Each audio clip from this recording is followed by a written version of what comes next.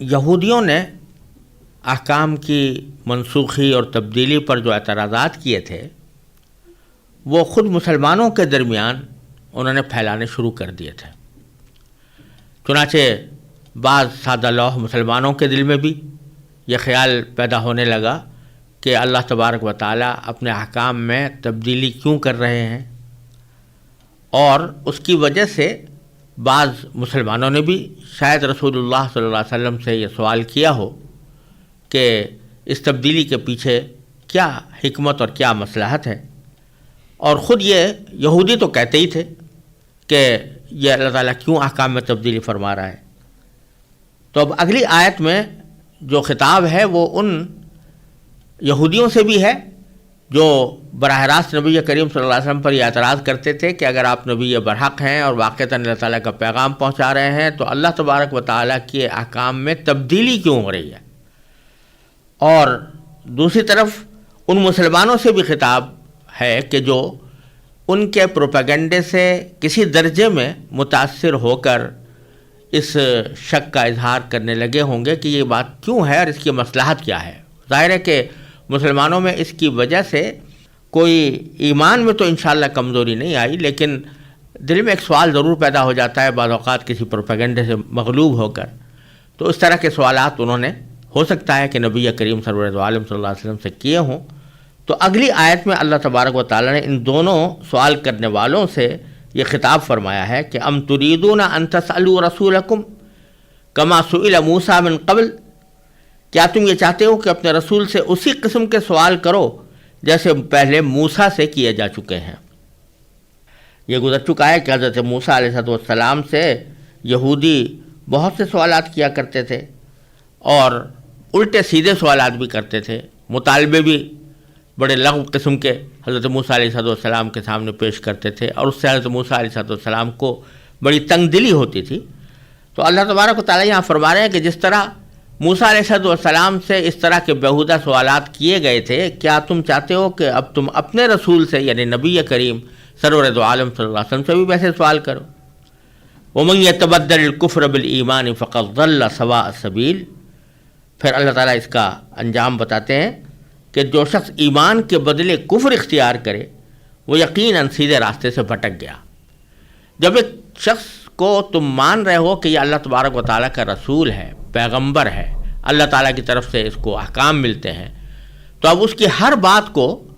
بے چون و چرا تسلیم کرنا چاہیے، اور اس پر کوئی اعتراض نکالنا یا اس پر شبہات وارد کرنا یہ ایک صاحب ایمان کا شیوا نہیں۔ تو اگر خدا نہ کرے اس قسم کے پروپیگنڈے سے متاثر ہو کر تمہارے ایمان ڈگمگا جائے تو یقیناً تم سیدھے راستے سے بھٹک جاؤ گے۔ پھر آگے اللہ تبارک و تعالیٰ نے ان یہودیوں کے ان اعتراضات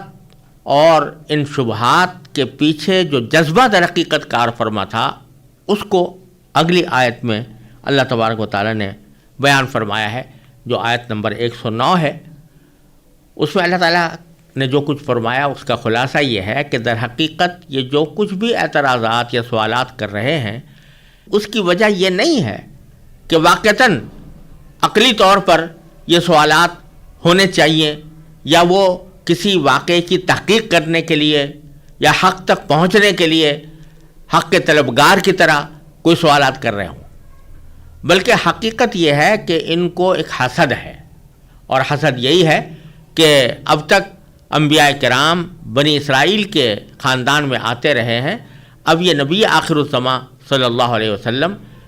بنو اسماعیل کے خاندان میں کیوں آ گئے؟ اس حسد کی وجہ سے یہ در حقیقت چاہتے ہیں کہ نبی کریم صلی اللہ علیہ وسلم اور آپ کی تعلیمات اور آپ کے متبعین کو مغلوب کریں،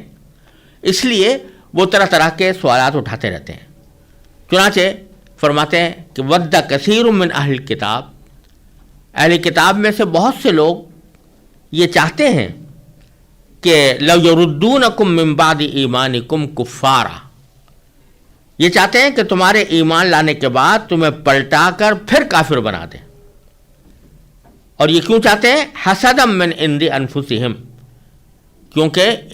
ان کے دلوں میں جو حسد ہے اس حسد کی بنا پر یہ چاہتے ہیں کہ مسلمان لوگ جو نبی کریم صلی اللہ علیہ وسلم پر ایمان لائے ہیں وہ پلٹ کر پھر کافر ہو جائیں. اور یہ کارروائی اگر نادانی میں کی ہوتی تو بھی قابل معافی ہو سکتی تھی، لیکن باری تعالیٰ فرماتا ہے من بعد ما تبین لہم الحق. یہ ساری سازشیں اور مسلمانوں کو ایمان سے پلٹانے کی کوششیں اور نبی کریم صلی اللہ علیہ وسلم پر اعتراضات، یہ اس بات کے باوجود ہو رہے ہیں کہ حق ان پر واضح ہو چکا ہے. یہ اپنے دلوں میں جانتے ہیں کہ نبی کریم صلی اللہ علیہ وسلم نبی برحق ہیں اور آپ کی تعلیمات واجب الاتباع ہیں، اس کے باوجود حسد کی وجہ سے آپ کی مخالفت کر رہے ہیں. اب اللہ تبارک و تعالیٰ مسلمانوں سے خطاب فرماتے ہیں فاعفوا واصفحوا حتی یأتی اللہ بامرہ.